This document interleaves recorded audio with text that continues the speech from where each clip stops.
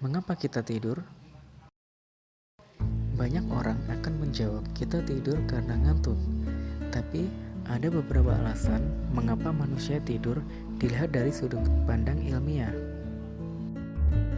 Homeostatis, yaitu suatu usaha bagi tubuh untuk menyeimbangkan dirinya atau memulihkan dirinya. Dalam hal ini, tidur yaitu untuk memulihkan keadaan seseorang. Ritme sirkadian pertama kali dikenalkan oleh Kurt Richter pada tahun 1967.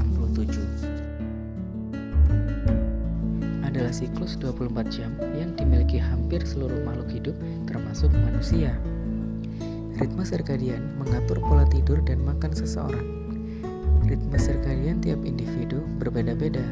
Hal ini dipengaruhi oleh siklus naik turunnya hormon, siklus aktivitas dan istirahat, dan siklus bulanan atau tahunan. Jam biologis tubuh diatur oleh bagian kecil di hipotalamus yang disebut suprachiasmatic nucleus atau yang disebut SCN. Saraf-saraf dari reseptor yang terletak di belakang mata mengirimkan informasi ke SCN. Hal ini memungkinkan SCN merespon perubahan cahaya. Mengapa kita lebih mudah tidur di tempat gelap? SCN berperan dalam mengatur kinerja kelenjar pineal yang menghasilkan hormon melatonin. Melatonin berfungsi untuk mengatur bangun dan tidur seseorang. Melatonin meningkat saat kondisi tidak ada cahaya atau redup. Oleh sebab itu, kita mudah tidur di tempat yang gelap. Tahapan tidur dibagi menjadi dua fase, yaitu non-REM dan REM. Pada fase non-REM dibagi menjadi 4 fase, yaitu non-REM 1, non-REM 2, non-REM 3, dan non-REM 4. Pada fase non-REM, tubuh akan menjadi sangat rileks, ditandai dengan organ tubuh yang kinerjanya semakin melambat dan melambat. Sedangkan pada fase REM, hal ini terjadi sebaliknya. Pada fase ini, kerja organ tubuh sama saat kita sedang tersadar, yaitu seperti denyut jantung yang menjadi lebih cepat.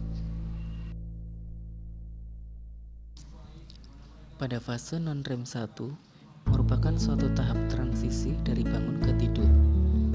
Gelombang otak Anda menjadi kecil, Anda berada di ujung kesadaran.